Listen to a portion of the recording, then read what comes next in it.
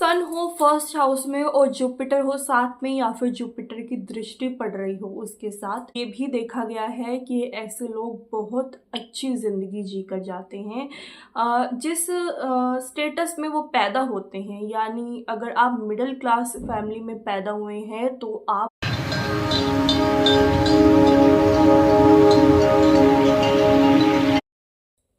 Hello everyone and welcome back to astro Siddhi Sadhana. कैसे हैं आप सब? आई होप सब बहुत अच्छे होंगे और पॉजिटिव होंगे।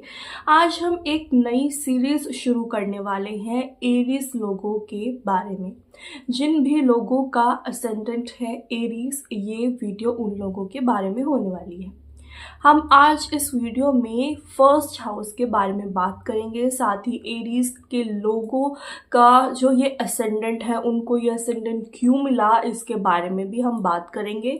फर्स्ट हाउस में सब प्लैनेट्स के बारे में हम बात करेंगे। Moon, sun, Venus, Jupiter, Saturn, Rahu, Ketu, सब प्लैनेट्स के बारे में आज हम बात करेंगे। डिग्री वाइज भी काफ़ी चीज़ें मैं आप लोगों को बताऊंगी, साथ ही दो प्लैनेट के कंजंक्शन के बारे में भी मैं आपको पूरी डिटेल आज इस वीडियो में। सबसे पहले हम बात करते हैं एरीज असेंडेंट, यानी फर्स्ट हाउस के अंदर आया आपका एरीज साइन। तो ये जो लोग होते हैं देखा जाए तो मस्कुलर होते हैं, क्योंकि मार्स से रेगुलेट हो रही है इनकी बॉडी। फर्स्ट हाउस होता है बॉडी, तो मस्कुलर होते हैं। बहुत ज़्यादा मोटे नहीं होते ये लोग, पतले रहते हैं थ्रू आउट द लाइफ। अगर ये अपने आप को मेंटेन करके चलें या ना चलें, बहुत ज़्यादा जो फैट है वो इनके ऊपर जमा नहीं होता। साथ ही एनर्जेटिक होते हैं, कोई भी काम करने में जल्दबाजी में रहते हैं, स्लोली काम नहीं करते। जैसे सैटर्न से रेगुलेट अगर किसी की बॉडी है, फॉर एग्जांपल एक्वेरियस साइन है या फिर कैप्रिकॉर्न साइन है असेंडेंट में, तो वो लोग लेजी होते हैं। बट एरीज साइन है या फिर स्कॉर्पियो साइन है असेंडेंट में, तो ऐसे लोग एनर्जेटिक होते हैं, काम को बहुत जल्दी जल्दी करना पसंद करते हैं। लोगों का जो फेस है वो थोड़ा सा लंबा हो सकता है, साथ में जो उनकी चिन होती है वो थोड़ी सी पॉइंटेड हो सकते हैं। यहाँ मैं मैक्सिमम लोगों की बात कर रही हूँ, थोड़े बहुत अपवाद तो डेफिनेटली हो सकते हैं, बट जिन भी लोगों का एरीज असेंडेंट है उनका जो फेस होता है वो ज़्यादातर लंबा होता है, साथ में जो चिन होती है वो पॉइंटेड होती है। जो उनकी नेक होती है वो कह सकते हैं कि लंबी होती है, साथ में पतली होती है। तो देखने में ओवरऑल मेल या फिर फीमेल देखने में बहुत ज़्यादा अट्रैक्टिव ना भी हो, बट गुड लुकिंग ज़रूर। ऐसे लोग ना डोमिनेटिंग पर्सनैलिटी के होते हैं, दूसरों पे हावी होना चाहते हैं, दूसरों के ऊपर रूल करना चाहते हैं, खुद काम ना करें लेकिन सामने वाले से काम करवाना चाहते हैं। एग्रेसिव नेचर के भी होते हैं ये लोग। अगर फीमेल भी है तो भी वो थोड़ा सा मैनली बिहेव करेगी। एरीज असेंडेंट के लोगों की जो हेल्थ है वो पुअर रहती है, क्योंकि मार्स उनका 8th लॉर्ड भी बन गया। साथ ही हार्ट से रिलेटेड प्रॉब्लम भी हो सकती है ऐसे लोगों की, क्योंकि सोचते ज़्यादा हैं और इमोशनल ज़्यादा होते हैं ऐसे लोग, और साथ ही साथ गुस्सा ज़्यादा आता है क्योंकि एग्रेसिव नेचर है मार्स से रिलेटेड। तो ऐसे लोगों के हार्ट से रिलेटेड भी प्रॉब्लम आने के बहुत हाई चांसेस होते हैं, स्पेशली अगर मार्स और सन का कहीं पे भी कॉम्बिनेशन बना हुआ है एरीज असेंडेंट के लोगों का, तो हार्ट से रिलेटेड उनको ध्यान रखने की ज़रूरत रहती है। ये लोग घर में रहना पसंद नहीं करते, लेजीनेस नहीं है इन लोगों के अंदर, तो घर में टिकना इनको पसंद नहीं है। हर वक्त कुछ ना कुछ काम करना चाहते हैं, स्पेशली बाहर जाके कुछ ना कुछ काम करते रहना चाहते हैं। साथ ही साथ अगर मार्स के साथ मून का भी कनेक्शन है, कहीं ना कहीं ट्राइन में आ रहे हैं, कंजंक्शन में आ रहे हैं, 7th में है, या फिर मून मार्स मून के नक्षत्र में भी है अगर, तो भी इन लोगों को घर में रहने की आदत नहीं होती, बाहर घूमना इन लोगों को पसंद है। मार्स और मून का अगर कंजंक्शन बना हुआ है, स्पेशली यहाँ पे ट्राइन और सेवंथ हाउस की बात नहीं हो रही। कंजंक्शन अगर बना हुआ है तो ऐसे लोगों को अपनी मदर के अकाउंट में थोड़ी सी दिक्कत हो सकती है, मदर के साथ परेशानियां हो सकती हैं, मदर की वजह से भी परेशानी हो सकती है। हो सकता है मदर की हेल्थ खराब रहे, जिसकी वजह से एरिस असेंडेंट के लोगों को टेंशन रह सकती है। हो सकता है मदर की अर्ली डेथ भी होने के चांसेस देखे गए हैं एरिस असेंडेंट में, अगर मार्स मून के साथ कंजंक्शन में है स्पेशली, और किसी भी मैलेफिक प्लैनेट की दृष्टि पड़ रही है, तो early death of the mother भी यहाँ पे देखी। मार्स के साथ कहीं भी मरकरी का कंजंक्शन आ जाता है एरीज असेंडेंट के लोगों के लिए, तो उनकी पढ़ाई में दिक्कत आ सकती है। वीनस के साथ अगर मार्स का कंजंक्शन है तो किसी तरह का व्हीकल रखने में प्रॉब्लम आ सकती है।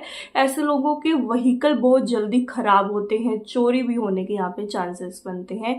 वीनस अगर मार्स अगर सैटर्न के साथ कंजंक्शन में है एरीज असेंडेंट के लोगों के लिए, तो ऐसे लोगों को एग्रीकल्चर से थोड़ा सा दूर रहना चाहिए। किसी तरह की कोई ज़मीन ना खरीदें, किसी तरह का एग्रीकल्चर से रिलेटेड कोई काम भी ना करें। ऐसे लोगों को दिक्कत आ सकती है। वेल्थ के नज़रिए से अगर देखा जाए तो मार्स और सैटर्न का कंजंक्शन एरीज लोगों के लिए अच्छा नहीं साबित होता। तो ये थी थोड़ी मेजर बातें एरीज साइन के लोगों के बारे में। अब हम बात करेंगे अगर आपका एरीज असेंडेंट है और सन बैठा है आपके फर्स्ट हाउस। सन आपका फर्स्ट हाउस में है, सन है फिफ्थ लॉर्ड आ गया फर्स्ट हाउस में, साथ ही सन यहाँ पे एक्सोल्टेड है, एरीज राशि में एक्सोल्टेड होता है। तो फर्स्ट हाउस का और फिफ्थ हाउस का कॉम्बिनेशन बना है फर्स्ट हाउस में, पहली बात। सेकंड बात, एक्सोल्टेड है यहाँ पे सन, तो क्या हुआ, ये एक तरह का राजयोग बना हुआ है आपके चार्ट में। सन अगर एफ्लिक्टेड भी है तो भी राजयोग है ये। किसी तरह का अगर कोई नेगेटिव एस्पेक्ट है भी सन के ऊपर तो भी वो राजयोग जैसे रिजल्ट आपको देने की क्षमता रखता है। अब इसके रिजल्ट क्या होंगे, सन एक्सोल्टेड है, नेम फेम पावर दिखाता है। आपकी लाइफ में आपका नाम भी होगा, आप फेमस भी होंगे, साथ ही साथ पैसा भी होगा, पावर भी होगा। साथ ही ऐसे लोग थोड़े से ज़्यादा एग्रेसिव होते हैं। कहा जा सकता है कि नॉर्मल से ज़्यादा गुस्सा आता है ऐसे लोगों को। साथ ही उनकी जो पर्सनैलिटी होती है वो डोमिनेटिंग होती है, सामने वाले को नीचा भी दिखाते हैं। ऐसे लोग कई बार देखे गए हैं कि सामने वाले की फीलिंग्स की कदर नहीं होती है। ऐसे राजयोग होने के बावजूद भी ऐसे लोगों की मैरिड लाइफ में प्रॉब्लम आ सकती है, रोमांस खत्म हो जाता है ऐसे लोगों की मैरिड लाइफ से, क्योंकि इस इंसान को सामने वाले की फीलिंग की कदर नहीं है। अगर आपको किसी की फीलिंग की कदर नहीं होगी तो आपकी मैरिड लाइफ अच्छी नहीं चल सकती।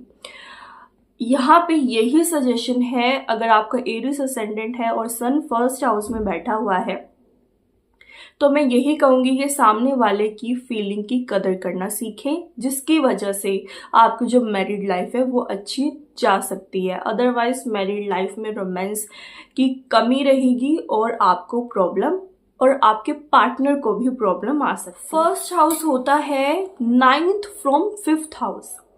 फर्स्ट हाउस के अंदर एक्सोल्टेड प्लैनेट बैठा है। 5th हाउस होता है हमारे बच्चों का, बच्चों के घर से 9th घर है फर्स्ट हाउस। तो बच्चों से रिलेटेड जितनी भी चीज़ें हैं आपकी ज़िंदगी में सब कुछ बहुत अच्छे होने के यहाँ पे चांसेस हैं। बच्चे अच्छे स्टेटस पे जा सकते हैं, उनकी एजुकेशन अच्छी हो सकती है। ओवरऑल देखा जाए बच्चों का जो फॉर्च्यून है वो काफ़ी अच्छा रह सकता है। बच्चों की तरफ से आपको टेंशन लेने की ज़रूरत नहीं होगी। मेजरली तो यही देखा गया है कि एरीज असेंडेंट के लोगों का अगर फर्स्ट हाउस में सन है तो उनके बच्चे उनसे ज़्यादा सक्सेस हासिल करते हैं अपनी लाइफ। सन अगर आपका फर्स्ट हाउस में बैठा है, साथ ही 20 डिग्री के अगर आसपास है सन, तो आपको आपके पेट से रिलेटेड दिक्कत हो सकती है। गैस का इशू हो सकता है, किसी तरह का भी पेट का रोग आपको थ्रू आउट लाइफ परेशान कर सकता है, क्योंकि जो सन एग्जॉल्टेड होके फर्स्ट हाउस में बैठा है वो थ्रू आउट लाइफ आपको रिजल्ट देने की क्षमता रखता है। भले ही वो दशा में आ रहा है या नहीं आ रहा, भले ही वो ट्रांजिट में एक्टिवेट हो रहा है या नहीं हो रहा, आपको पेट से रिलेटेड प्रॉब्लम आना जाना लगा रहेगा। आपको अपने पेट से रिलेटेड ज़्यादा सतर्क रहने की यहाँ पे ज़रूरत होगी। सन आपका मेन चार्ट में एरीज राशि में है, और अगर D9 नवमास चार्ट में अगर आपका सन कहीं ना कहीं टॉरस राशि में अगर आ रहा है, आप चेक करिएगा और देखिएगा कौन सी राशि में है। अगर टॉरस राशि में है तो ऐसे लोगों को पैसे की कभी भी कमी नहीं होती, न पैसे की, न ज्वेलरी की, न पावर की, न फेम की, किसी तरह की कोई कमी उनकी लाइफ में नहीं होती अगर टॉरस नवमांश में आपका सन बैठा हुआ है। फर्स्ट मेन चार्ट में वो एरीज में होना चाहिए और नवमांश चार्ट में वो टॉरस में। यही सन आपका जेमिनी राशि में है नवमांश चार्ट में, तो एक से ज़्यादा लव अफेयर हो सकते हैं। अगर कैंसर राशि में है नवमांश चार्ट में तो आप बहुत ज़्यादा रिलीजियस हो सकते हैं।